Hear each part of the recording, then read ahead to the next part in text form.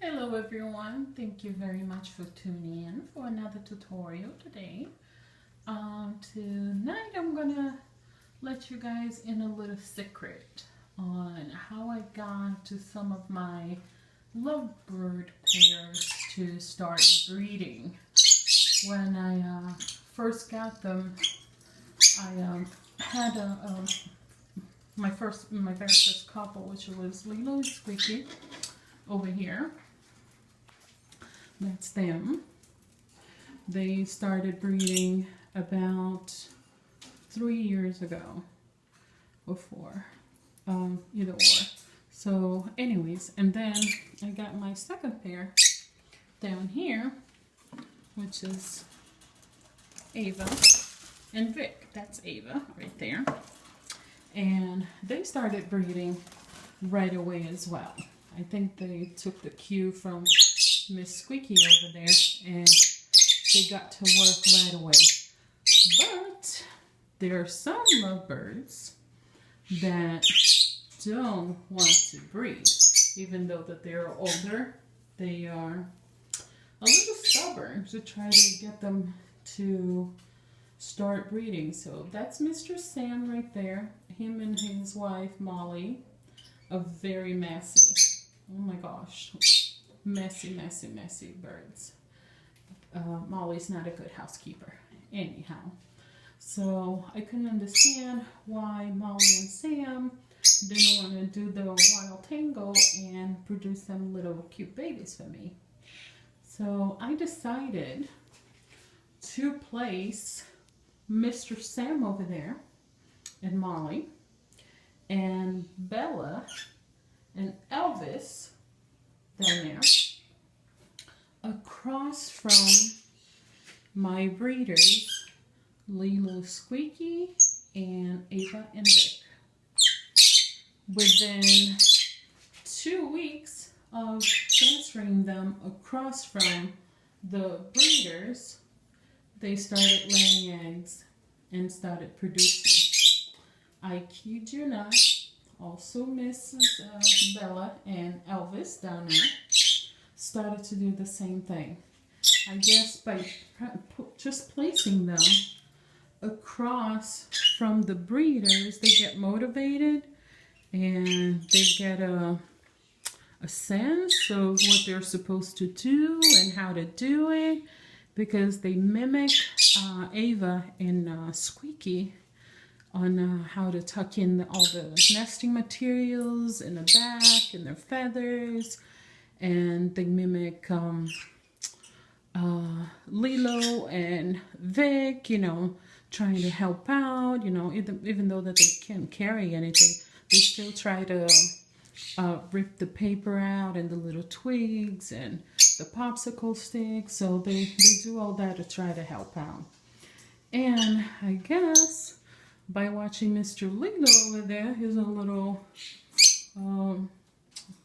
Casanova, they like to do the mumbo jumbo out in public. Vic and Ava, they do their business in the privacy of their nest. So I'm guessing that Bella and Elvis and Molly and Sam learn how to do the wild thing from Mr. Lilo over there. So now we have 4 breeders in the house, and hopefully we're going to be getting cute little babies from Miss Bella over there. That's going to be her first time. So we'll see how that goes. And like in the first time that they lay eggs, don't be discouraged. Usually they lay like 3 to 6 eggs, and either 1 or none are fertile, so that's okay. So that's Bella's first time in July that she's laying eggs. These guys over here are their second time laying eggs. The first clutch, they laid 5 eggs and only 1 baby. Only 1 egg was fertile.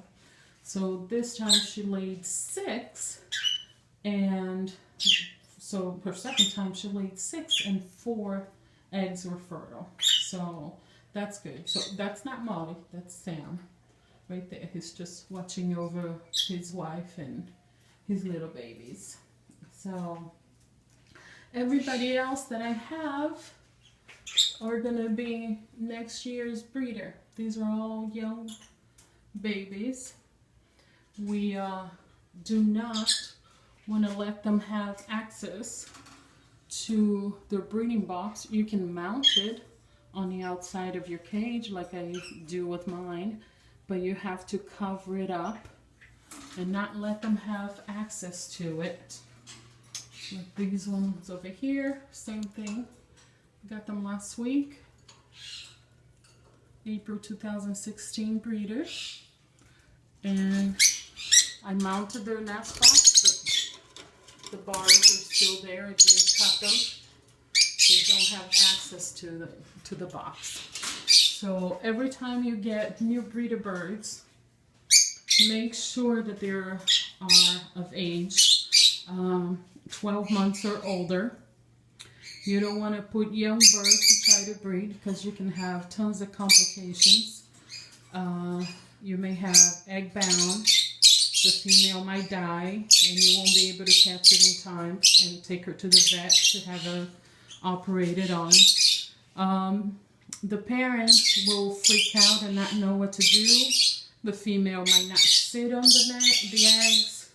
And once the baby starts to hatch, sometimes they will hurt the babies because they're not expecting anything to come out of it. So it's a lot of complications. Just let your lovebirds be mature enough to start breeding, so that way you're going to have happy, successful breeders and beautiful little young babies, and they're all going to be happy. So that was my little secret. I just figured it out. And there's another thing too. There's certain birds, certain lovebirds. I figured like some fishers, black masks and stuff. Sometimes they're a little shy. They're really shy birds. So if you have any of those birds and they're not breeding and you keep them indoors like I do, throw a blanket or a towel over their cage so that way they're not disturbed by you. They don't freak out by you, because I think like a lot of them figure that you're maybe a predator, so they get a little skittish about nesting and breeding and things. So I've had success in the past just covering up their cage, just so that way every time they come in the room to feed and take care of the cages, they don't freak out with my presence. And they start laying eggs like there's no time. I was having trouble with the blue black mass that I had, and I couldn't understand because they were adults and they were breeding before for the lady that I got them from. And when I got home, they were like freaking out about me coming into the room all the time. And they used to be outside. They were like outdoor birds. So I figured, you know, I'm just gonna throw something over the cage and see if what they want is privacy, and see how that goes. And it was dead on. Like, it just kicked in. As soon as I put on a blanket over their cage, 2 or 3 weeks later, she started to lay eggs. So I hope that tip too also helped you guys a little bit. So that's it. I talked enough for today. I hope you guys liked the little tip that I gave you. If you have any questions, please email me at lovebirdnursery@yahoo.com. Take care, and I'll see you guys next time. Bye-bye now.